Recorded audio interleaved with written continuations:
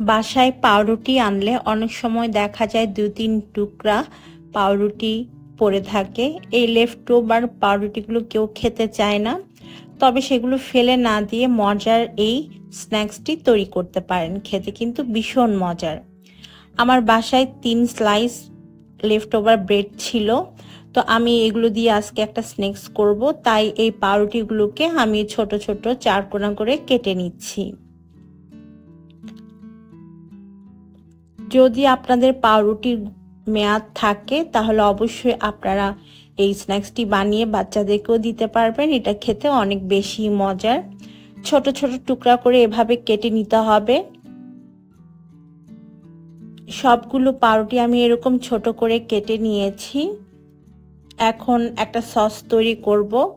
তাই একটা বাটির মধ্যে আমি প্রথমে নিয়ে নিচ্ছি 1 টেবিল চামচ টমেটো সস, মেয়োনিজ সস দিয়ে দিচ্ছি 1 টেবিল চামচ,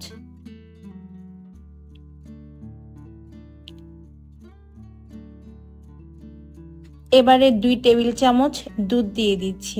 এটা আগে থেকে জাল করা দুধ। এবার সবকিছুকে ভালোভাবে মিশিয়ে নিতে হবে।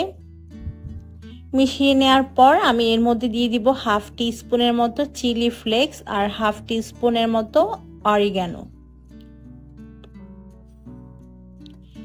অরিগ্যানো আর চিলি ফ্লেক্সটাও ভালোভাবে মিশিয়ে আমরা এই সসটাকে একটা সাইডে রেখে দিব। প্যানে আমি দিয়ে দিচ্ছি 1 টেবিল চামচ পরিমাণ বাটার। বাটারটা মেল্ট করে নিতে হবে। বাটারটা মেল্ট হয়ে যাওয়ার পর এর মধ্যে আমি একটা মাঝারি সাইজের পেঁয়াজ কুচি দিয়ে দিচ্ছি, আর পেঁয়াজটাকে আমি একটু এরকম মোটা করে কেটেছি। দিয়ে দিচ্ছি 1/3 কাপ পরিমাণ গাজর কুচি আর 1/3 কাপ পরিমাণ মিক্সড ক্যাপসিকাম। এখানে 3 কালারের ক্যাপসিকাম আছে। সামান্য একটু লবণ দিয়েছি। এবার এই সবজিগুলোকে একটু সটে করে নিতে হবে। সবজিটাকে একদম পুরোপুরি গলিয়ে ফেলবেন না, একটু ক্রাঞ্চি ভাব থাকতে হবে। হাই হিটে 2 থেকে 3 মিনিট আমি এই সবজিগুলোকে রান্না করেছি।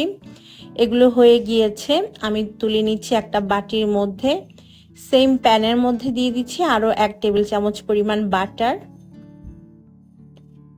এবার এই বাটারটাকে আমি মেল্ট করে নেওয়ার পর এর মধ্যে পাউরুটির টুকরোগুলোকে দিয়ে দিব আর পাউরুটির টুকরোগুলোকে ভেজে নিব বাটারের সাথে।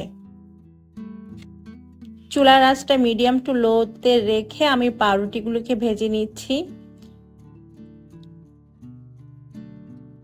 পাউরুটি ভাজা হয়ে গিয়েছে, এখন চুলাটা বন্ধ করে দিব। চুলাটা বন্ধ করে দিয়েছি আমি। এবার পাউরুটিগুলোকে খুব ভালোভাবে একটা জায়গায় এভাবে সাজিয়ে নেওয়ার পর এর মধ্যে আমরা তৈরি করা সসটা দিয়ে দিব। তো এবারে উপর থেকে তৈরি করা সসটা দিয়ে দিচ্ছি।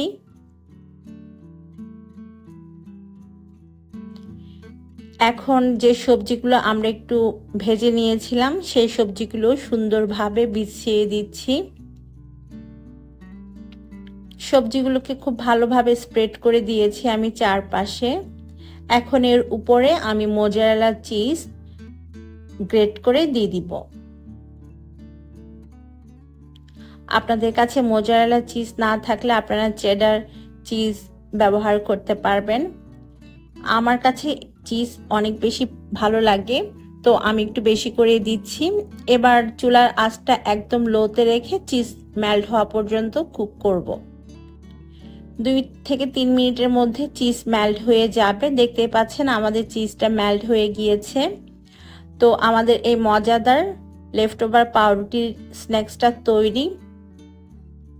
দেখতে পাচ্ছেন যে চিজটা কি সুন্দর মেল্ট হয়ে গিয়েছে, আর খেতে কিন্তু অনেক বেশি মজার এই স্ন্যাক্সটা। বাসায় যদি এরকম পুরাতন পাউরুটি যেগুলোর মেয়াদ আছে সেটা দিয়ে আপনারা খুব অল্প সময়ে ঝটপট এই মজাদার স্ন্যাক্সটি করে নিতে পারবেন। বিদায় নিচ্ছি, ভালো থাকবেন সবাই।